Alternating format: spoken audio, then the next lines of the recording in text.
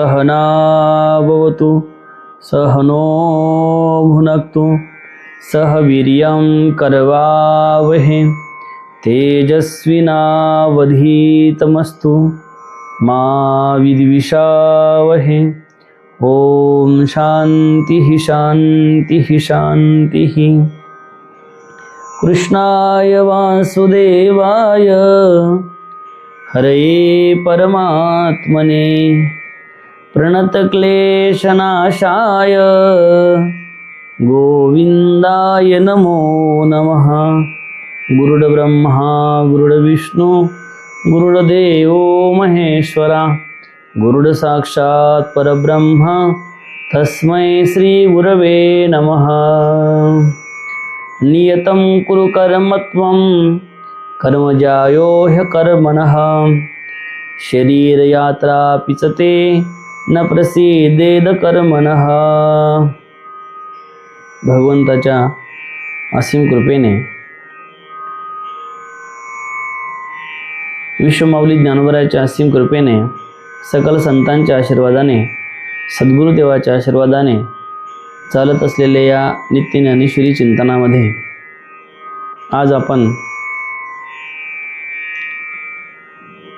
जे काही भगवंत अर्जुनाला त्यांचं कर्तव्य कर्म समजून सांगत आहे। भगवंत अर्जुनाला म्हणत आहे की शास्त्रविधीने नीत केलेलं कर्तव्य कर्म कर, कारण कर्म न करण्यापेक्षा कर्म करणं श्रेष्ठ आहे। तसेच कर्म जर केले नाहीस तर तुझा शरीर निर्वाह उत्तम प्रकारे सिद्ध होऊ शकणार नाही। या ठिकाणी भगवंत शास्त्रविधीने नियत केलेले म्हणजे शास्त्राने जे सांगितलेले कर्तव्य कर्म आहे तू ते कर्तव्य कर्म व्यवस्थितपणे पार पाडलं पाहिजे। मग शास्त्राने जे सांगितले हर हर संध्या उपासते की सकाळ संध्याकाळ संध्या केली पाहिजेत, भगवंताचं नामस्मरण केलं पाहिजे, हे कर्म सुद्धा आपण केलं पाहिजे। तसेच शास्त्राने आपल्याला सांगितलं की बाबा की उदरनिर्वाहासाठी जे काही कर्म आहे करायचे असेल ते कर्म कर, परंतु ते कर्म करत असताना ज्या कर्माच्या द्वारे लोकांना त्रास होणार नाही किंवा जे शास्त्राने निषिद्ध कर्म सांगितले आहे त्या कर्तव्य कर्मापासून तू दूर राहा। आणि दुसरी गोष्ट, ज्याचं जे कर्तव्य कर्म आहे त्याने ते कर्तव्य कर्म व्यवस्थितपणे पार पाडावं। आणि कर्म न करण्यापेक्षा कर्म श्रेष्ठ आहे। अरे एखादा जर म्हणत असेल की मी माझ्या जीवनामध्ये कर्म करणारच नाही, अरे कर्म केल्यानंतर कर्मापासून पाप पुण्य उत्पन्न होतात, मग जर कर्मच केलं नाही तर पाप पुण्य निर्माण होण्याचा प्रश्नच येणार नाही। म्हणून मी माझ्या जीवनामध्ये काही कर्तव्य कर्म ठेवलेलंच नाही किंवा करणारच नाही असं जर कोणी म्हणत असेल तर ही गोष्ट शक्य नाही। या संबंधाने आपण मागेही पाहिलं, असं कोणी म्हणतही असेल तरी ते शक्य नाही। म्हणून कर्तव्य कर्म करावं नाही। जे काही कोणी म्हणत असेल की मी कर्म करत नाही, पण या जगामध्ये कोणीही ज्याचा जन्मल्यापासून तर मरेपर्यंत कोणताही व्यक्ती कर्म न करता राहू शकत नाही। अरे शरीराने तो एका ठिकाणी जरी बसेल असला, शरीराने त्याने ठरवलं की जागेवर हलायचं सुद्धा नाही, परंतु केवळ कर्म शरीरानेच होत नसतं। केवळ कर्म शरीराच्याच द्वारे होत नाही तर कर्म हे मनाच्या द्वारे सुद्धा होत असतं। मन सुद्धा कर्म करत असतं, मन सुद्धा चिंतन करत असतं आणि मन जे चिंतन करतं त्याच्याद्वारे सुद्धा पाप पुण्याची उत्पत्ती होते। अरे इंद्रियापेक्षा जर घातक काय असेल, म्हणजे सर्व इंद्रियापेक्षा जर घातक काय असेल तर ते मन इंद्रिय आहे। बाकीचे पंच ज्ञानेंद्रिय असतील, पंचकर्म इंद्रिय असतील, हे एवढे घातक नाही, पण मन खतरनाक आहे, मन घातक आहे। कारण मनाच्या द्वारे जेवढं चिंतन आपलं घडत असतं तेवढं कशाच्याच द्वारे घडत नाही। मग त्याच्यामध्ये एखाद्याचं चांगलं चिंतन घडत असेल, एखाद्याचं वाईट चिंतन घडत असेल, मग हे चिंतन करत असताना त्याच्या जीवनामध्ये जे काही चिंतन तो करतो त्याद्वारे कर्माची निवृत्ती होत असते। म्हणून कर्म कोणी करत नाही हे म्हणणं योग्य नाही, परंतु शरीराच्या द्वारे सुद्धा जे कर्म होतात किंवा शरीराच्या द्वारे जे कर्म केल्या जातात ते कर्म न केल्यापेक्षा कर्म करणं केव्हाही चांगलं आहे असं भगवंत अर्जुनाला सांगत आहे. तसे जर कर्मच केलं नाहीस तर तुझा शरीरनिर्वाहही उत्तम प्रकारे सिद्ध होऊ शकणार नाही. अरे एखादा शेतकरी आहे, त्याने जर कर्मच केलं नाही, ते शेतीच केली नाही तर त्याला खाण्याची सुद्धा वांदे होतील. काय एखादं जर म्हणलं की मला जाग्यावर बसून आयतं बसून कोणी जेवण आणून द्यावं, 1 दिवस 2 दिवस 3 दिवस देईल, परंतु त्याच्यानंतर कोणी आणून देणार नाही. त्याला स्वतः उठून तिथे जावं, जेवणापर्यंत जावं लागल. जरी त्याला भूक लागली आहे, एकतर त्याला स्वतः स्वयंपाक करावा लागल किंवा तयार असलेला स्वयंपाक आपल्या हाताने तरी तो खावा लागल, म्हणजे तेथे सुद्धा कर्म घडेल. म्हणून जर त्याने त्याचं कर्तव्य कर्म जर व्यवस्थित पार पडलं नाही तर शरीर उदरनिर्वाह होऊ शकत नाही. जर त्याने हातपाय चालवलं नाही तर शरीर उदरनिर्वाह होणार कसा? शेतकऱ्याने शेतीच नाही केली तर शेतीतून उत्पन्न निघणार कसे? आणि शेतीतून उत्पन्नच निघलं नाही तर तो वर्षभर त्याची उदरनिर्वाह कशा पद्धतीने भागवल?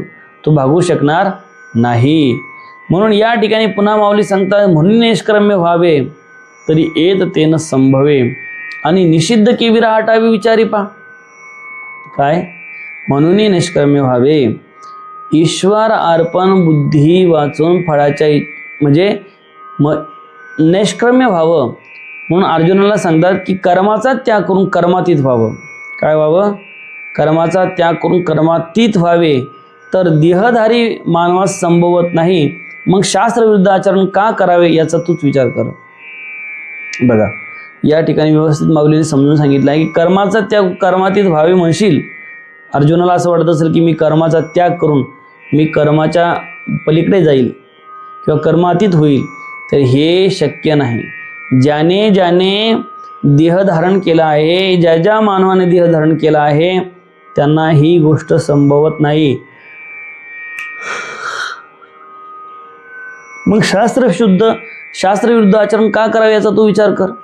एखादा जर म्हणत असेल की मी कर्म जे आहे ते कर्म करणार नाही तर ही गोष्ट शक्य नाही. जो जन्माला आला त्याला कर्म त्याच्याकडून घडणारच आहे. तो त्याच्यातून बाहेर येऊ शकत नाही. कर्म त्याला सोडू शकत नाही. मग कर्म जर त्याला सोडू शकत नाही, तो कर्मातून बाहेर येऊ शकत नाही, कर्माच्या याच्यातून तो बाहेर येऊ शकत नाही, मग अशा पद्धतीने अट्टहास का करावा की मी कर्म करत नाही याचा तू विचार कर अर्जुना. कारण अर्जुनाची जी परिस्थिती आहे ती अर्जुनाची परिस्थिती अशी आहे की अर्जुनाचा भर जो आहे तो कर्म न करण्यावर आहे. कशावर आहे? कर्म न करण्यावर अर्जुनाचा भर आहे. अर्जुनाला असं वाटत आहे की आपण जर कर्म केलं नाही तर काय होईल की आपल्याकडून पाप पुण्य होणार नाही, आणि पाप पुण्य जर झालं नाही म्हणजे जर आपण कर्मच केलं नाही, युद्धच केलं नाही, तर त्या ठिकाणी समोर असलेले शत्रू पक्षातील जे काही योद्धे आहे, वीर आहे, सैनिक आहे, हे मारल्या जाणार नाही. आणि हे न मारल्यामुळे होणारं जे काही पातक आहे ते मला होणार नाही. हे न मारल्यामुळे जो काही कुलघात आहे, जो माझ्या हातून घडताना मला दिसत आहे, तो कुलघात सुद्धा होणार नाही. हे न मारल्यामुळे माझ्या जे काही पुत्रवधू आहे, सुना आहे किंवा आणखीन जे काही स्त्रिया आहे त्या स्त्रिया विधवा होणार नाही. अशा पद्धतीचा विचार अर्जुन करत आहे. अशा पद्धतीचा विचार अर्जुनाच्या मनामध्ये चालू आहे. म्हणून अर्जुन म्हणत आहे की मला तू अशा पद्धतीने या घोर कर्मामध्ये का लोटत आहे?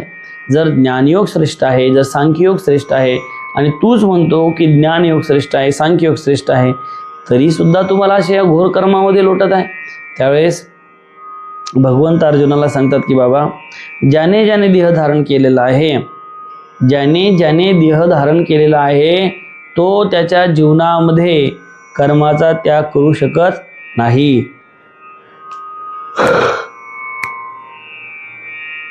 तो त्याच्या जीवनामध्ये कर्माचा त्याग करू शकत नाही. आणि याचा तू विचार कर. तो अशा पद्धतीने म्हणून शास्त्रविरुद्ध तू आचरण करू नको आणि तू तुझं कर्तव्य कर्म कर. म्हणून जे जे उचित आणि अवसरे करुणी प्राप्त ते कर्म हेतु रहित आचरितू. सांगतात की म्हणून जे जे कर्म उचित असेल आणि प्रसंगाने प्राप्त झालं असेल ते कर्म तू फळाची इच्छा न ठेवता आचरणात आण. म्हणून जे जे कर्म उचित असेल आणि प्रसंगाने प्राप्त झालं असेल, कर्म जे उचित आहे, उचित म्हणजे योग्य आहे आणि तुझ्या प्रसंगाने ते प्राप्त झालं, ते कर्मफळाची इच्छा न करता तू आचरणात आण. म्हणजे तुझ्यासाठी आता काय या ठिकाणी भगवंतानीच अर्जुनाला सांगितलं आहे की युद्धासारखं तुझ्या ठिकाणी आता काय तुला प्राप्त झालं आहे, प्रसंगाने हे कर्म प्राप्त झालं आहे, प्रसंगाने तुला युद्ध प्राप्त झालं आहे. अरे युद्ध कसं प्राप्त झालं आहे तुला? भगवंताने या युद्धाच्या संबंधानं अर्जुनाला प्राप्त झालेले एक पुण्याचा भाग समजला. एवढंच नाही तर या हे युद्ध जे तुला प्राप्त झालं आहे, या युद्धापासून तुला एक गोष्ट होणार आहे. एक तर युद्धामध्ये तू मारल्या गेलास तर तुला स्वर्गाची प्राप्ती होणार आहे. दुसरी गोष्ट, युद्ध केल्यानंतर युद्ध जिंकल्यानंतर मग तुला काय होईल, या त्रैलोक्याची प्राप्ती होईल. म्हणून दोन्हीकडून तुझा हितच आहे, दोन्हीकडून तुला लाभच आहे. कुठल्याही अँगलनं विचार केला, कुठल्याही गोष्टीकडून विचार केला, कुठल्याही दृष्टिकोनातून कोणत्याही गोष्टीद्वारे विचार केला तर आपल्या लक्षात येतं की अर्जुनाला काय दोन्हीकडून लाभ आहे. एक म्हणजे जर मारल्या गेला तर स्वर्गाची प्राप्ती आहे वीर म्हणून, आणि दुसरी गोष्ट इथे जर युद्ध जिंकला तर हे तुझं जे काही हे राज्य आहे, हे राज्य तुला प्राप्त होणार आहे. म्हणून दोन्ही गोष्टी तुझ्यासाठी आहे. म्हणून अशा वेळेस काय करावं, तू युद्ध करावं, ही भगवंताची इच्छा आहे. दुसरी गोष्ट सांगतात की एखादा व्यक्ती आहे, एखाद्या व्यक्तीला अमृत सहज मिळावं, किंवा एखादा व्यक्ती आहे असं म्हणतात, एका व्यक्तीने सहज जांभळी देण्यासाठी काय केलं, तोंड उघडलं, आणि तेच तोंड उघडलं असताना ते अवचटेपणे पिऊक, आणि मग त्याच्या तोंडात अचानक अमृताचा थेंब पडला. त्या पद्धतीने या ठिकाणी तुला युद्धाची ही जी काही अवसर किंवा संधी प्राप्त झाली आहे ही त्या पद्धतीने आहे. म्हणून तू या संधीचं सोनं करावं. आणि म्हणून या ठिकाणी म्हटलं आहे माऊलीनं की अवसरे करून प्राप्त, की अवसरेच्या द्वारे म्हणजे आता काळानुसार ही तुला जी काही संधी प्राप्त झाली आहे ते कर्म, ते हेतू तू आचरणात आण, आणि आचरणात आण, आणि अशा पद्धतीने तू काय कर, आपल्या जीवनामध्ये त्याचं आचरण कर. पुन्हा माऊली सांगतात, पार्था अनेकही एक नेनसी तू हे कौतिक, जे ऐसे कर्म मोचक अपैसे असे. माऊली पुन्हा सांगतात की बघा आणखी एक अर्जुना, एक म्हणजे निष्काम कर्माचा कौतुक तू जाणत नाहीस, आणि तेही निष्काम कर्म सहजपणे कर्मबंधनातून सोडवणारे असते. अरे निष्काम कर्माचं महत्त्व तुला माहीत नाही. निष्काम कर्म जर तू तुझ्या जीवनामध्ये आचरणामध्ये आणलं तर तुला त्याचं जे काही फल आहे ते फल प्राप्त होऊन तुला काय करतील, कर्मबंधनातून तू मुक्त असूल किंवा सोडलं असूल. म्हणून तू काय कर, निष्काम कर्म कर, ईश्वर अर्पण बुद्धीने कर्म कर, निष्काम कर्म कर. निष्काम कर्म कर म्हणजे कर्म, आता युद्ध तुला प्राप्त झालं आहे, प्रसंगाने युद्धाची स्थिती आता या ठिकाणी निर्माण झाली आहे, तर मग अशा प्रसंगी तू लढ, युद्ध कर, आणि युद्ध करून काय कर की या ठिकाणी तू काय कर, तर तुझ्या जीवनामध्ये खऱ्या अर्थानं तुझं कल्याण करून घे. दुसरी गोष्ट म्हणजे हे निष्काम भावाने कर्म केल्यामुळे ह्याचं तुला कर्मबंधनही प्राप्त होणार नाही. देखे अनुक्रम आधारे स्वधर्म जो आचरे, तो मोक्ष तेने व्यापारी निश्चित पावे. सांगतात की जो स्वधर्माचे आचरण करतो त्याला मोक्षाची प्राप्ती निश्चित होते. ही पुरातन काळापासून चालत आलेली परंपरा आहे. जो स्वधर्माचं आचरण करतो, आता अर्जुनाचं या ठिकाणी स्वधर्म काय आहे, लढणं, युद्ध करणं. ज्याचा जो स्वधर्म असेल त्याने व्यवस्थित तो जर पार पाडला तर त्याला मोक्ष मिळत असतो. आता एखादा शिक्षक असेल, त्याने शिक्षकाचा पेशा व्यवस्थित पार पडला तर त्याला त्याच्यापासून समाधान, सुख आणि मोक्षही सुद्धा प्राप्त होईल. एखादा जर आपल्या कामाशी इतका तो प्रामाणिक असला पाहिजे. एखादा कोणतंही काम करत असेल, मग तो शूद्राच्या शूद्र असू द्या, तोही सुद्धा त्याच्या जीवनामध्ये त्याचं काम जे आहे व्यवस्थितपणे पार पडत असेल तरीही सुद्धा त्याद्वारे त्याला मोक्षाची प्राप्ती होते. परंतु हे सगळं करत असताना एक अट मात्र आहे की हे सगळं कर्म करत असताना सकाम भावाने ते कर्म केले गेलं नसलं पाहिजे, निष्काम भावाने ते कर्म केले गेलं पाहिजेत. म्हणजे कुठलीच पद्धतीने आशा त्या कर्मापासून त्याला नसली पाहिजे. मग अशा पद्धतीचं जर तो त्या पद्धतीने कर्म करत राहिला तर निश्चित मात्र त्याला कशाची प्राप्ती होते, तर मोक्षाची प्राप्ती होते.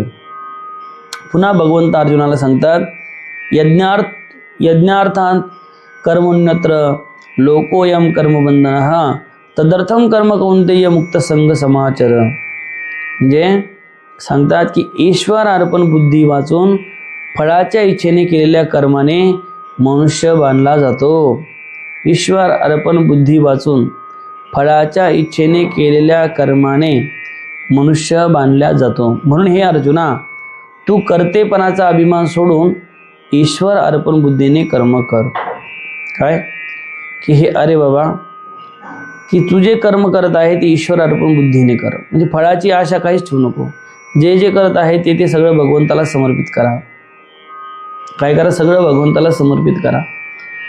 जे काही केलं जातं ते सगळं भगवंताला समर्पित करा. ज्या दिवशी तुमच्या मनामध्ये हा भाव निर्माण होईल की मी जे जे करतो ते भगवंताला समर्पित करतो, त्या दिवशी एक लक्षात ठेवा, स्वतः जर तुम्ही कशाचं कर्माचं जर तुम्ही स्वतःकडं कर्तृत्व जर घेतलं नाही आणि सगळं जर भगवंताला समर्पित केलं, तर एवढं निश्चित आहे की तुम्हाला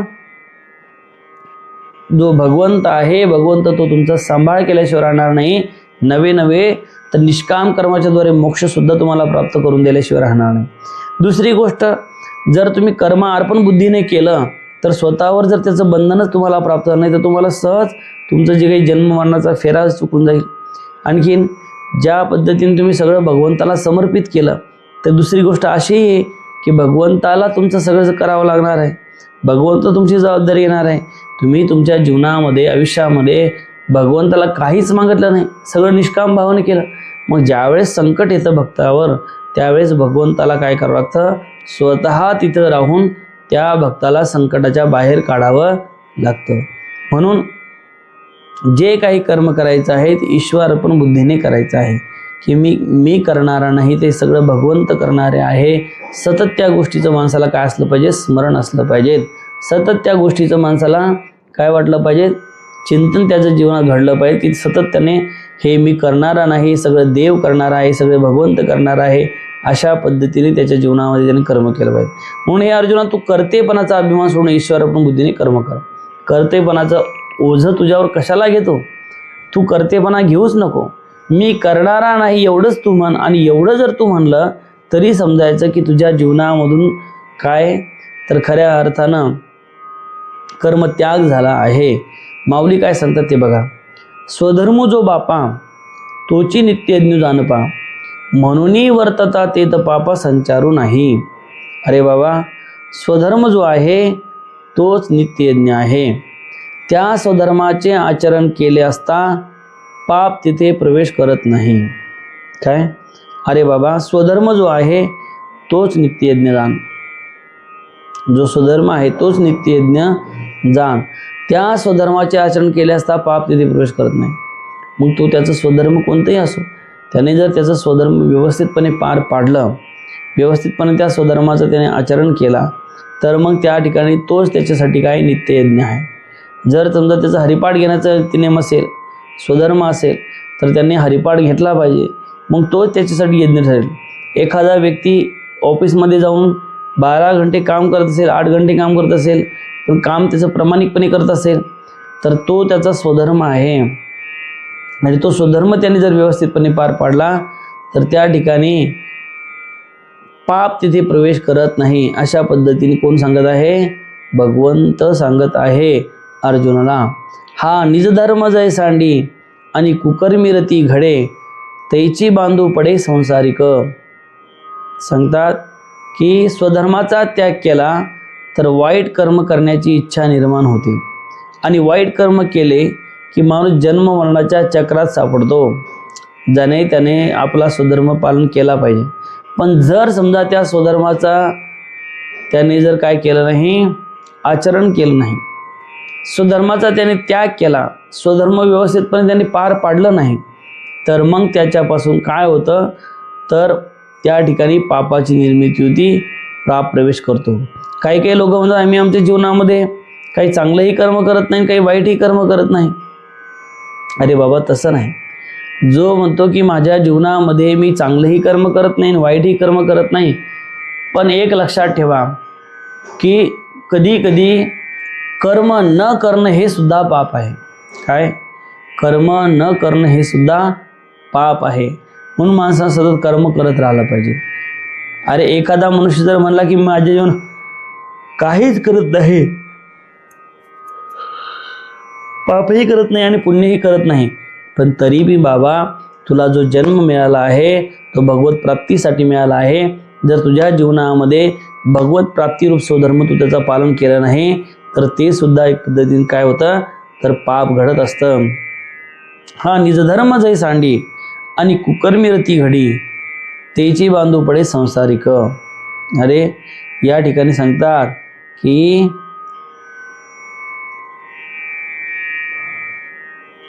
स्वधर्म, या ठिकाणी सांगतात की त्या ठिकाणी काय होतं, जर समजा त्याने स्वधर्माचा त्याग केला तर वाईट कर्म करण्याची इच्छा निर्माण होते आणि वाईट कर्म केले की माणूस जन्ममरणाच्या चक्रात सापडतो.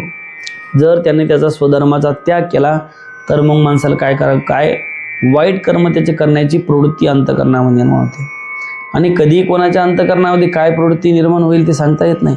एखादा जर बघा तुम्ही कर्म न करणारा मनुष्य हा कर्म करणाऱ्या माणसापेक्षा काय असतो, घातक असतो.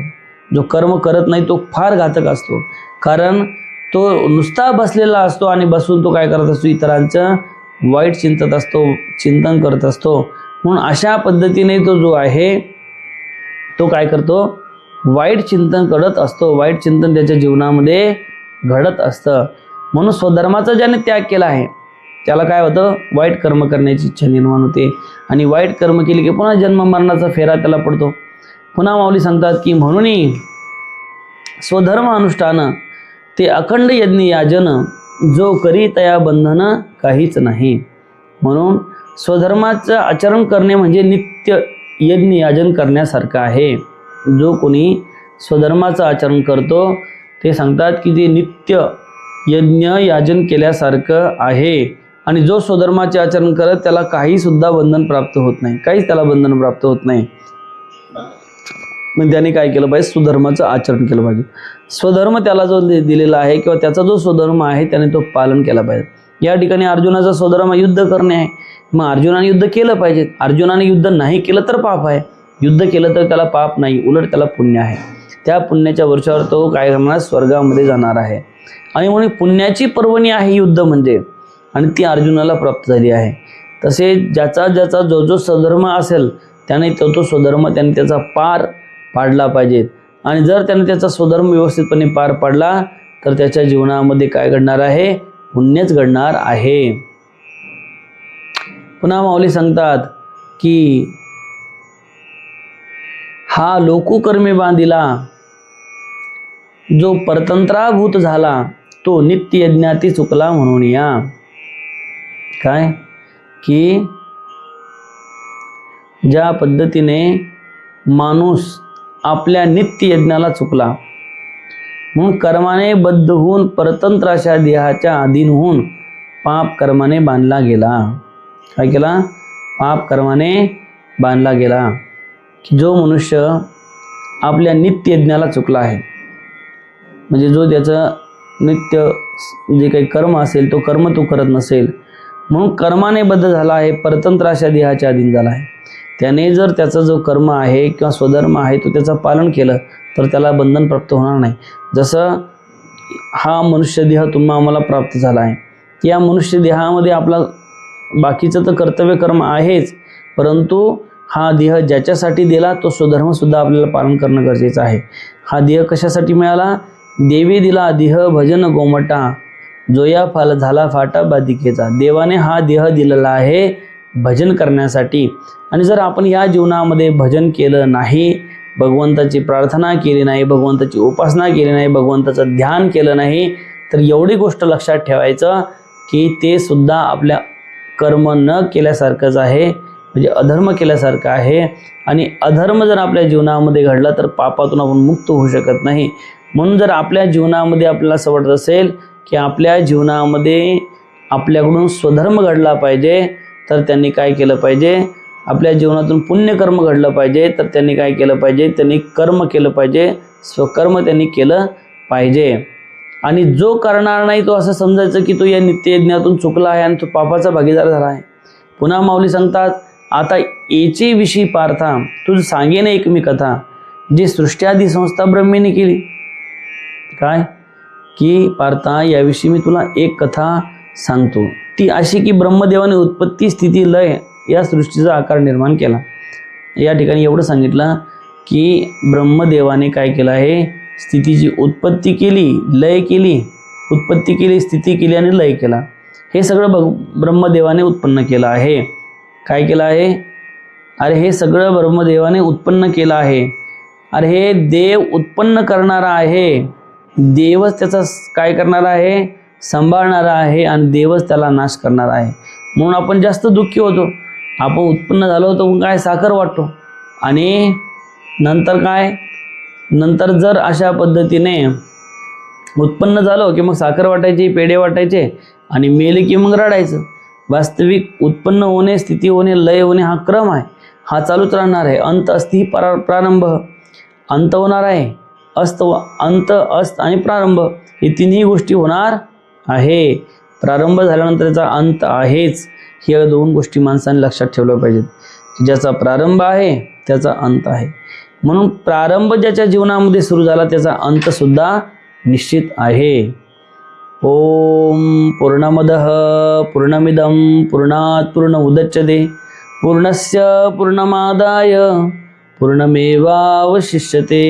ओम शांती शांती शांती.